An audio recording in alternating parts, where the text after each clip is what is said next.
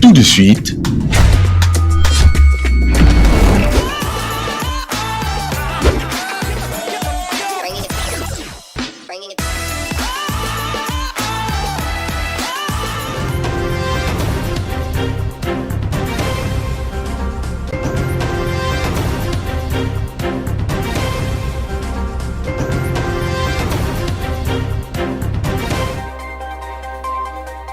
les bureaux de l'Assemblée nationale et les gouvernements harmonisent leurs points de vue en prélude de la session budgétaire. C'est dans ces cadres que le président de la Chambre basse du Parlement a reçu en audience le vice-premier ministre du budget et son vice-ministre.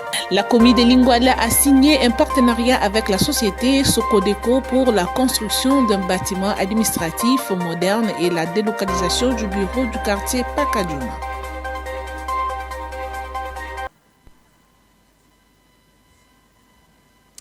Nouveau journal du début de la semaine, mesdames et messieurs, bienvenue dans cette session de formation. Ouvrons-le. Le bureau de l'Assemblée nationale et le gouvernement harmonisent leurs points de vue en prélude de la session ordinaire budgétaire. C'est dans ce cadre que Vital Kamerhe, président de la Chambre basse du Parlement, a reçu en audience le vice-premier ministre, ministre du budget, Adolphe Mouzito, et son vice, Élisée Bokoumouana. Suivez ce reportage de Christian Lissoukou. À la veille de l'ouverture de la session budgétaire et au lendemain de l'entrée en fonction du nouveau gouvernement, le président de l'Assemblée nationale, Vital Kamerhe, accompagné de la questeur Chimène Poli, a reçu le samedi 23 août 2025 au Palais du Peuple le vice-premier ministre, ministre du budget, Adolphe Mouzito, ainsi que le vice-ministre du budget, Élisée Bokoumouana. Leurs échanges ont porté sur la préparation du projet de loi des finances pour l'exercice 2026 en tenant compte des grands défis auxquels la République et sa population font face. La rencontre a également permis d'aborder les questions liées à la collaboration entre l'Assemblée nationale et les gouvernements dans un contexte où les pays s'orientent résolument vers la voie de la paix et de la stabilité. Le vice-premier ministre, ministre du budget, pour qui il s'agissait de sa première prise de contact officielle avec l'institution budgétaire, s'est dit satisfait de ces échanges. Il a pris l'engagement de maintenir un cadre permanent de concertation entre son cabinet et l'Assemblée nationale afin de garantir l'intégration des suggestions des élus nationaux dans le projet de loi des finances 2026 qui sera prochainement déposé. Un motif de satisfaction pour le speaker de la Chambre basse du Parlement, Vital Kamerhe, qui annonce une session budgétaire décisive. Restons toujours dans l'actualité. La commune de Lingouala a signé un partenariat avec la société Socodeco pour la construction d'un bâtiment administratif moderne et la délocalisation du bureau du quartier Pakadjouma. Ainsi, le docteur Norbert Mouchiga, bourgmestre de Lingouala, immortalisé plutôt à travers cet élément de Léon Singimbi. La signature de ce partenariat entre la commune de Lingouala et la société Socodeco marque un pas vers la modernisation des services publics à l'échelle locale. La construction d'un bâtiment de 5 niveaux n'est pas qu'un simple projet d'infrastructure, c'est un signal fort envoyé à la population. Nous venons de signer notre protocole d'accord. Nous sommes en partenariat avec la société Socodeco, représentée par M. Gassan. Donc c'est la première étape. Il a eu à visiter la commune et puis le bureau de quartier. Aujourd'hui, nous venons de signer un protocole d'accord. C'est la deuxième étape maintenant qui va consister au lancement des travaux.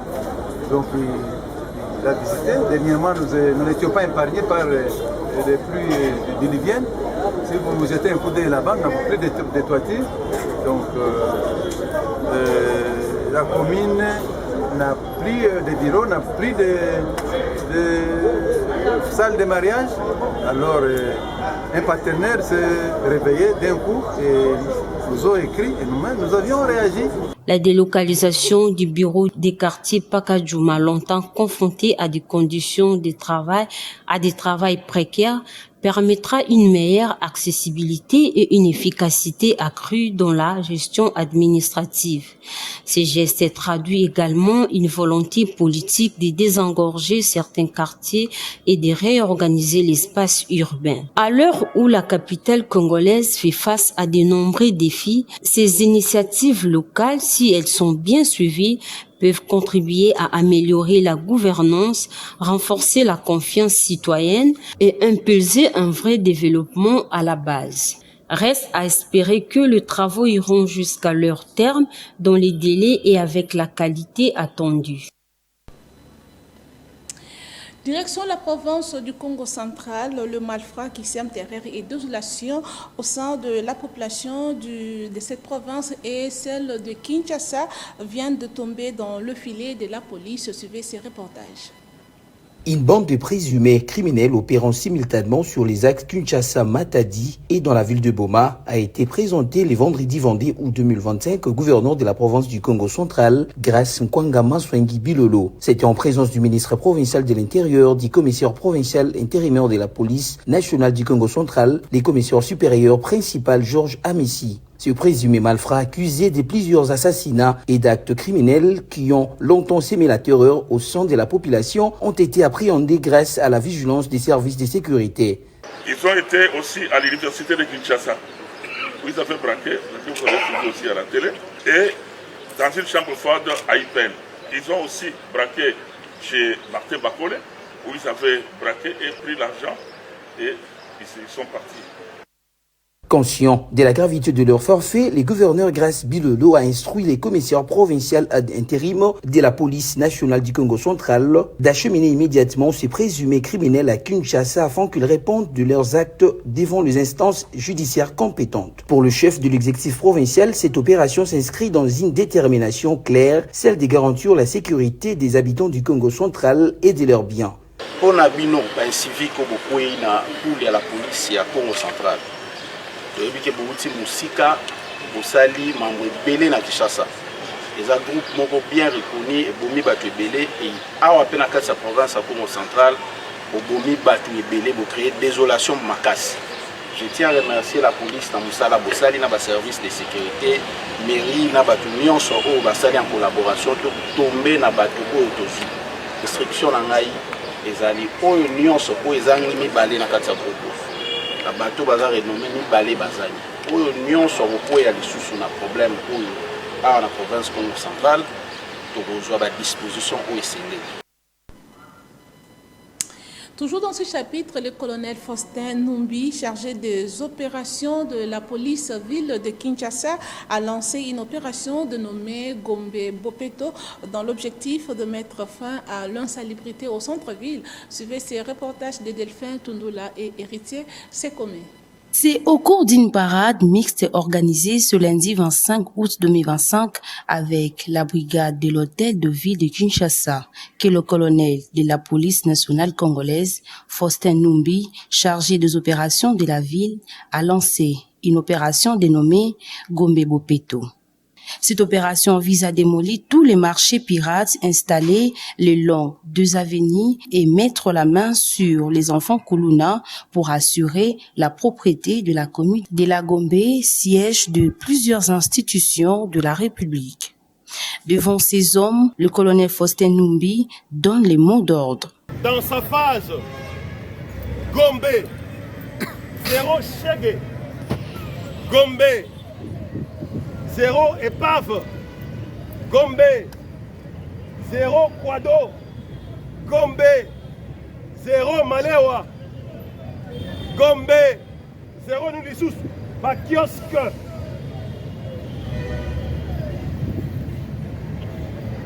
Je crois les mots d'ordre donnés par l'autorité politico-administrative Nabiso à la personne du gouverneur de la ville, Ezali clair. Ici est de signaler que l'opération Gombe Bopeto rejoint celle initiée par le gouverneur Daniel Bumba Balabala Isa Wenzete dans l'objectif de rendre belle la capitale congolaise. Le gouverneur militaire du Nord Kivu, Évariste Chomoué Kakule, a effectué une visite de travail dans quelques territoires de cette province sous l'état de siège. Suivez ces détails. Poursuivant sa mission d'itinérance dans les territoires de Lubero, le gouverneur de la province du Nord Kivu, le général-major Somo Kakule Évariste, homme de terrain, a poursuivi sa tournée ce samedi 23 août à Issale Boulambo, dans la chefferie de Bachou, en territoire de Béni. Accueilli par les chefs coutumiers, il a abordé les enjeux de la situation sécuritaire, les conflits entre l'ICSN et la population locale concernant la délimitation du parc national de Virunga, ainsi que la réhabilitation des routes et des dessertes agricoles. Accompagné des membres du gouvernement et quelques élus de la région, le gouverneur militaire du Nord Kivu a également visité la commune de Kyondo, où il a voulu s'imprégner de la situation sécuritaire.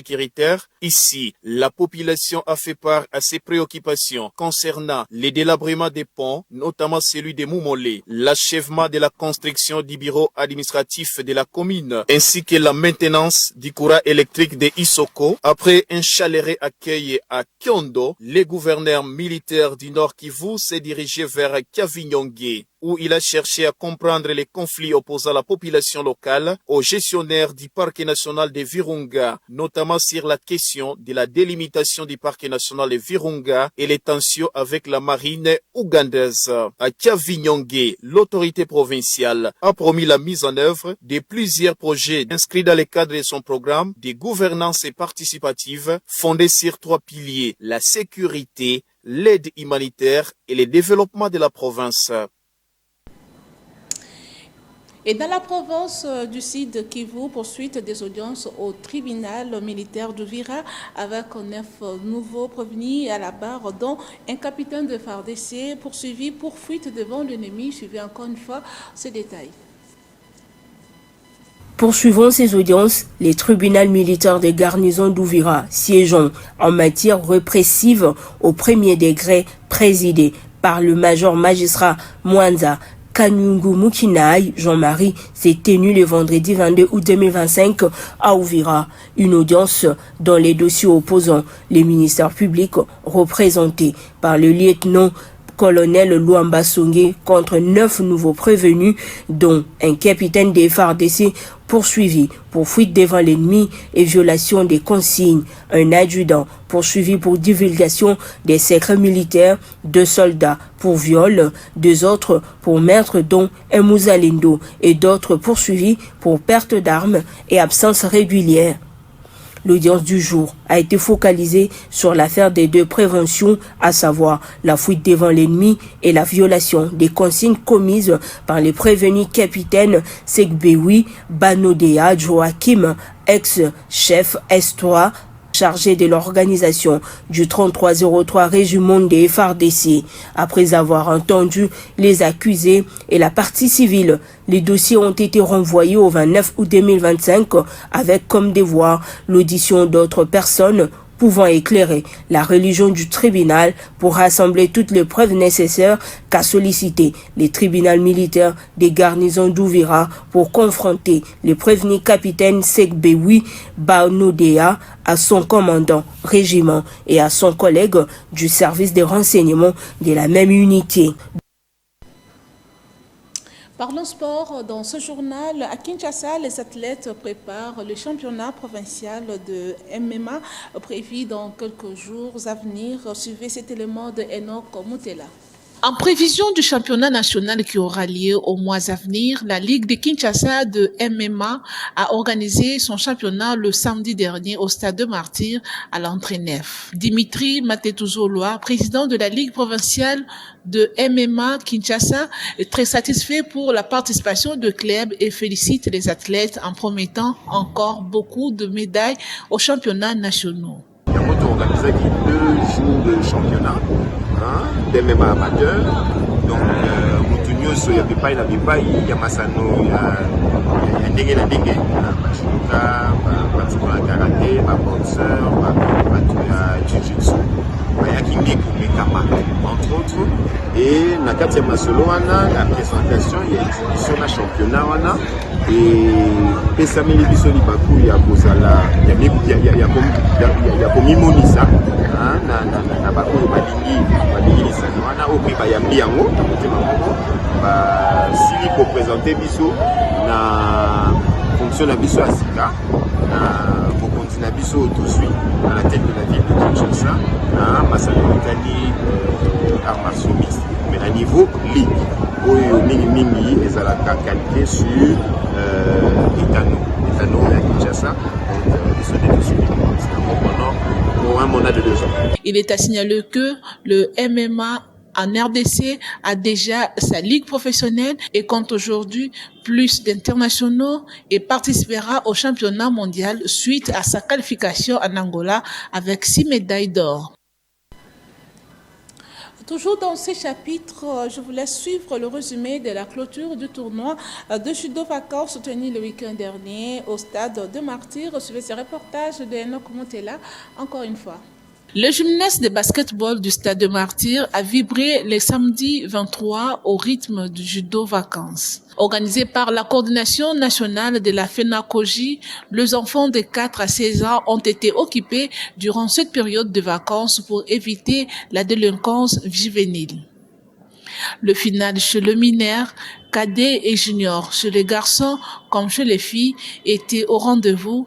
Beaucoup de cadeaux ont été remis aux enfants par les organisateurs pour alléger le parent à d'autres dépenses telles que cahiers, sacs, sketchs et autres objets classiques. Nico Lianza, président de la coordination et organisateur de ce tournoi, promet de faire encore plus mieux l'année prochaine que celle-ci. Il s'est de noter que les enfants pratiquant le judo doivent être bien encadrés pour permettre une bonne relève et avoir de meilleurs athlètes dans l'avenir.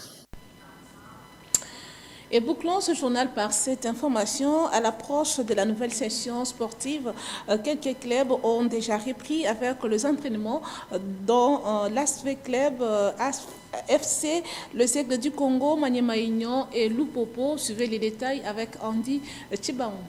La saison sportive s'annonce palpitante pour le football congolais. Après plusieurs semaines de repos, les équipes de la Linafoot reprennent les chemins des entraînements. À Kinshasa, l'ASV Club a annoncé le travail avec le mouvement de détection de jeunes talents et le retour des anciens. Les samouraïs du FC Les Aigles du Congo, champion d'édition passée, a aussi repris avec les travaux pour le nouveau rivaliser les Codors de l'élite nationale. De même côté de Lubumbashi, les cheminots du Saint-Éloi Lupopo qui renforcent son effectif en recrutant Glody Mambembe, Agé Basiala, Mukoko Amale, Benoît Tukumbane, Guy Boukassa. L'entraîneur principal dirigera le cheminot pour cette saison sportive avec l'ambition de préparer son équipe à la hauteur des attentes. En Namibie, les unionistes de Maniema Union poursuivent les préparatifs intenses au tournoi international à Windhoek, d'où le participe. Ces préparatifs sont bien plus qu'un simple retour sur le tournoi. Ils annoncent une saison pleine de promesses où le club congolais veut briller aussi bien à la Linafoot qu'en compétition africaine. C'est la fin de ce journal, mais avant de nous quitter, place au rappel des titres. Vous venez de suivre dans ce journal le bureau de l'Assemblée nationale et le gouvernement harmonisent leurs points de vue en prélude de la session budgétaire. C'est dans ce cadre que le président de la Chambre basse du Parlement a reçu en audience le vice-premier ministre du budget et son vice-ministre. Mais également, la commune de Lingwala a signé un partenariat avec la société Socodeco pour la construction d'un bâtiment administratif moderne et la délocalisation du bureau du quartier Pakadjouma. Et voilà, c'était là le rappel des titres. Merci pour votre attention. Un grand merci à toute l'équipe. Je vous retrouve très bientôt. D'ici là, portez-vous bien.